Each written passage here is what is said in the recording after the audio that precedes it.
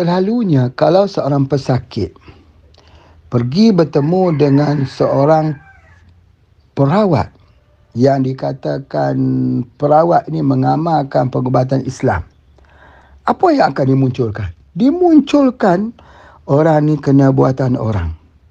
Orang ni sakit kerana saka ini. Orang ni sakit kerana ini. Itulah selalu yang dimunculkan. Itu adalah kesalahan besar di dalam pengobatan. Sebab apa? Yang pertama, membuat tuduhan. Kalau kita belajar tentang kitab Al-Hikam, kamu hendaklah apa? Disebut berhati-hati dengan perasaan hati kita itu. Kita harus bimbang dengan perasaan yang muncul dalam hati kita. Tilik-tiliklah olehmu akan hatimu. Kita tak boleh menyatakan bahawa apa yang kita rasa itu benar. Mungkin itu bisikan syaitan. Dan akhirnya berlaku pemisahan anak dengan ibu bapanya, sampai mereka mengatakan bahawa berbagai-bagai, sampai putus silaturahim gara-gara sakit. Itu bukan sebenarnya. Itu bukan cara pengobatan yang sebenar. Pengobatan itu menghubungkan. Tidak ada di dalam Islam pengobatan itu yang disebut akhirnya memecah belahkan di antara kekeluargaan. Tidak ada. Orang ni dia boleh tinggal keluarga dia kerana dia masuk pada Islam. Bukan dia tinggal keluarga disebabkan kerana dia percaya bahawa keluarganya itu ada warisan ilmu-ilmu mistik dan sebagainya. Dan kalaupun ada keluarganya itu mempunyai warisan ilmu-ilmu mistik, tidak akan mempunyai permasalahan sekiranya dia berakidah dengan akidah yang sihat, akidah yang sebenar. Kerana sebelum lagi kedatangan Rasulullah sallallahu alaihi wasallam, masyarakat Arab sudah terkenal dengan masyarakat jahiliah yang mengamalkan 1000 mistik. Tetapi bila Islam itu datang, mengikis semua daripada akidah-akidah mistik itu sampai tinggal nol, kosong. Yang ada hanyalah tauhid dan takwa kepada Allah SWT. Inilah dia namanya pengobatan ilahiyah. Selalunya kita melihat pengobatan ilahiyah itu kepada doa, ambil air kosong, lalu kita berdoa. Itu saja. Tetapi akidahnya tidak dibetulkan. Malah akidah itu dirosakkan lagi sehingga akan menjadi satu cetusan ilmu pendidikan macam mana nak buang saka. Ia ni satu perkara yang merosakkan. Kita seharusnya mengajar bagaimana mengukuhkan akidah.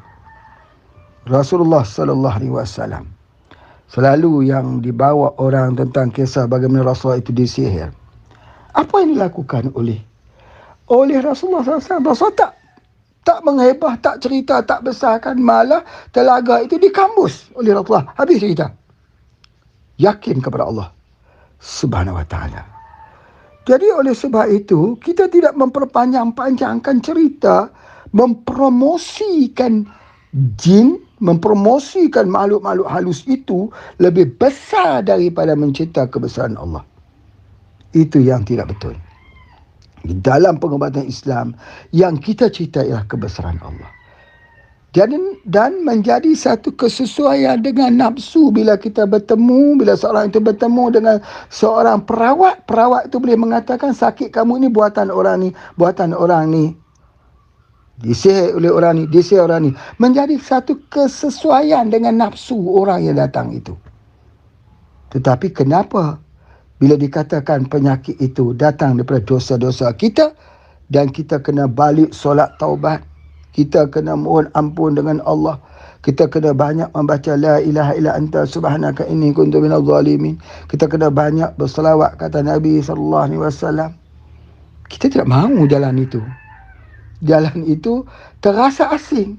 Jalan yang lebih glamour, lebih disukai orang bila meletakkan sakit itu sebab orang lain dan tidak mahu sabit daripada dosa-dosa kita yang Allah mendatangkan sakit itu sebagai kafarah untuk menghilangkan dosa-dosa yang telah kita lakukan. Inilah dia gambaran yang kita nak belajar tentang pengobatan Islam. Pengobatan Islam menolak, menilik, meramal. Orang yang mendatangi pada peramal itu tidak diterima amalan wajib dan sunatnya 40 hari. Kalau dia percaya, sesungguhnya dia kufur dengan apa yang dibawa kepada Rasulullah, yakni Al-Quran. Jadi oleh sebab itu dalam perawatan ini menegakkan tauhid, menolak syirik. Menegakkan tauhid dan menolak syirik dan semua pintu-pintunya. Jadi oleh sebab itu maka sebagai seorang perawat yang mengamalkan perubatan tib nabawi, dia sebenarnya adalah da'i ilallah. Dia adalah merupakan pendakwah yang menyeru manusia ke jalan Allah. Meninggalkan amalan-amalan, budaya-budaya, kepercayaan-kepercayaan yang dibawa waris daripada generasi dahulu sebelum kedatangan Islam. Jadi bila Islam itu datang, maka Islam membersihkan kesemuanya itu. InsyaAllah. Sini Pak Haji ingin untuk mengingatkan diri Pak Haji sendiri dan seluruh para pelajar dalam kursus Azhar Serba yang pertama. Yang pertama sekali kita kena ingat bahawa adat-adat tradisi yang diwarisi oleh sesuatu bangsa orang Melayu lah katanya, ataupun orang Jawa misalnya, itu harus dilihat kembali.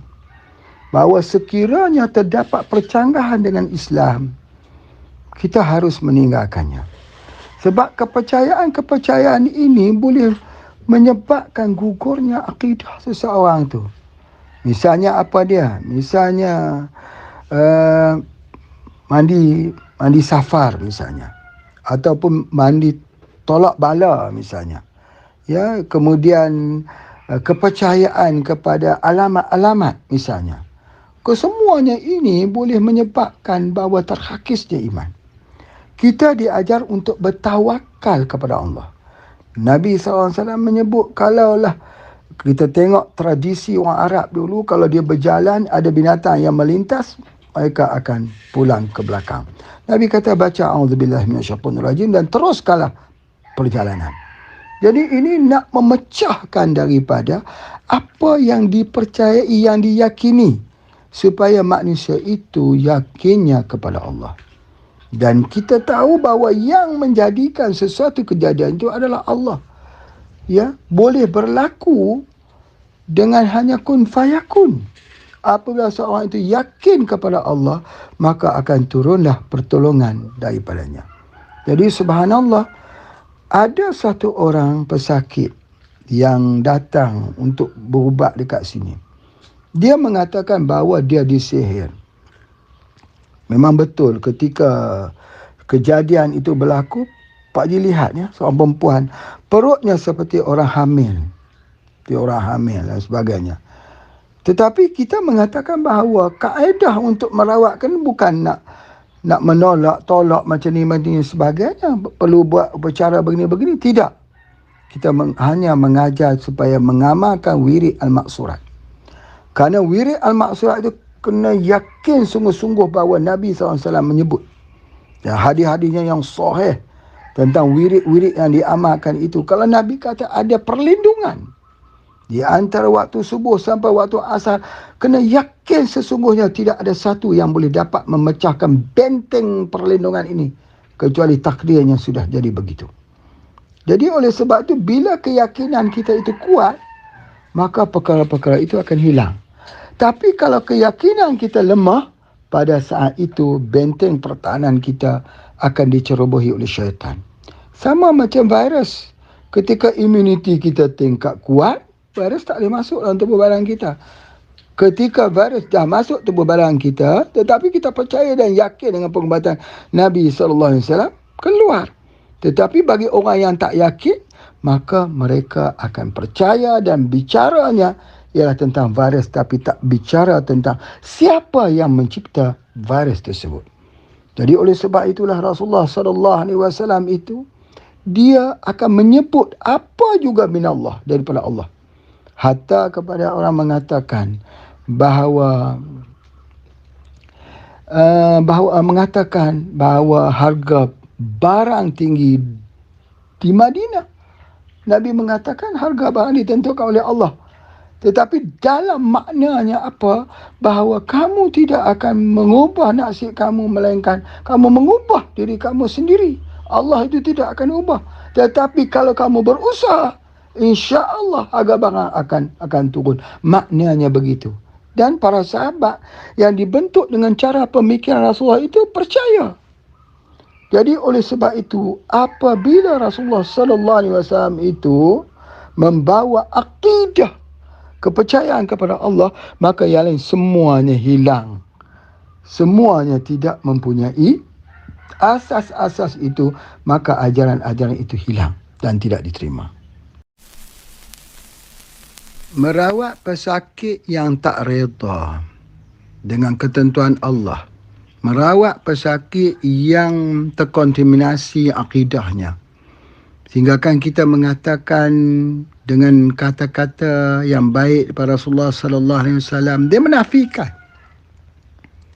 Sama bagaimana seorang perempuan yang kematian anak. Ketika Rasulullah datang menghampirinya, menyuruh dia bersabar, dia memprotes. Maka sesudah Rasulullah itu berlalu, diberitahu kepadanya itu adalah Rasulullah, dia berlari mengejar Rasulullah, memohon maaf. Tetapi apa yang dikatakan oleh Rasulullah? Ucapan kamu yang pertama itu yang dikira oleh Allah. Jadi oleh sebab itu, maka kekeliruan dan permasalahan yang berlaku dalam perawatan kita, kerana orang sakit yang datang bertemu dengan kita ini membawa bag bagasinya itu yang syarat dengan pemikiran-pemikiran yang negatif, pemikiran yang tak reda, pemikiran yang menyalahkan orang, pemikiran yang mendoktrinkan penyakit ini datang daripada ini dan sebagainya. Dan dengan bagasi itu datang memohon supaya kita berikan satu perawatan Islam. Selagi kita tidak mengeluarkan itu daripada bagasinya, selagi itu kita tidak dapat mengisi pengobatan Islam dalam dirinya itu. Itu yang kebanyakannya yang berlaku.